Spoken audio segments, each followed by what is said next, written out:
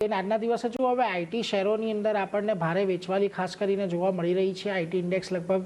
4% જેટલો ઘટ્યો છે અને ઓપન એઆઈ દ્વારા એક નવી કંપનીના લોન્ચ પછી આ જે ઘટાડો આવતી દેખાઈ રહ્યો છે। તો ખાસ કરીને શું સમાચાર છે અને કેમ અસર આવી રહી છે એની વિગત લઈએ સહયોગી તૃપ્તિ કપૂરિયા પાસેથી। જે તૃપ્તિ જણાવો શું ખાસ વિગત આઈટી સ્ટોક્સને લઈને આજે?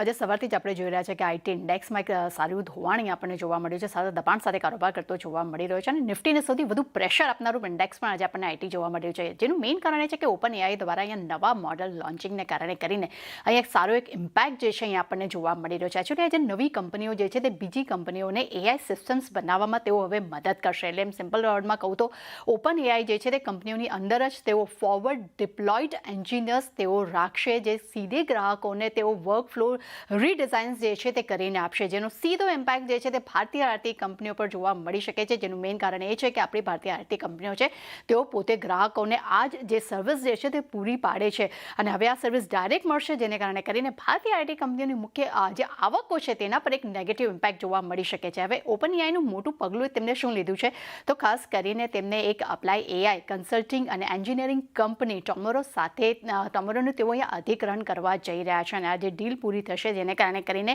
ઓપન એઆઈ જે છે તે સોફ્ટવેરની સાથે તેઓ અનુભવી એન્જિનિયર્સની તેમની ટીમનો પણ તેઓ અહીંયા સીધો ઉપયોગ કરશે અને લગભગ 150થી અનુભવી ફોરવર્ડ ડિપ્લોયડ એન્જિનિયર્સ તેમને આ ડીલ બાદ તેમને મળવાના છે, જેનો સીધો ઉપયોગ જે છે તેઓ ગ્રાહકોની ઓફિસમાં તેમને સર્વિસ પૂરી પાડવા માટે તેઓ કરશે અને તેને કારણે કરીને જે ખાસ કરીને જે ભારતીય આઈટી કંપનીઓ છે તેના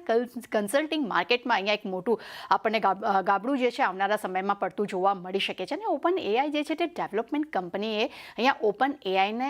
19 ગ્લોબલ કંપનીઓ સાથે અહીંયા તેમને કરાર કર્યા છે, પણ અહીંયા ઓપન એઆઈ એટલા માટે અહીંયા ખાસ અહીંયા નજર બની રહી છે કારણ કે તેને મેજોરિટી હિસ્સો જે છે અહીંયા તેને અહીંયા મળતો જોવા મળી રહ્યો છે, જેને કારણે કરીને અહીંયા એક નેગેટિવ ઇમ્પેક્ટ ભારતીય કંપનીઓ પર એક સારું એવું જોખમ બનાવી શકે છે। જેના મેઇન મુખ્ય ત્રણ કારણો કહી દઉં તો સીધું સિમ્પલ છે કે ઓપન એઆઈના જે એન્જિનિયર્સ છે જે સીધા જ વર્કફ્લો રીડિઝાઇન્સ કરી આપશે, એઆઈ કંપની પોતે જ ઝડપી સચોટ સોલ્યુશન પણ તેઓ આપશે અને ગ્રાહકોને સીધા ઓપન એઆઈનો એક્સપોર્ટર્સની તેઓ માંગ અહીંયા કરી શકે છે, જેનો સીધો ઇમ્પેક્ટ ભારતીય આઈટી કંપનીઓ પર આપણને જોવા મળી શકે છે અને આવનારા સમયમાં તે કંપનીઓની આવક પર પણ તેની ઇમ્પેક્ટ જોવા મળી શકે છે। આ જ એક મેઇન કારણ છે જેને કારણે કરીને આજે આપણને આઈટી કંપનીઓમાં સારું દબાણ સાથે કારોબાર થતો જોવા મળી રહ્યો છે।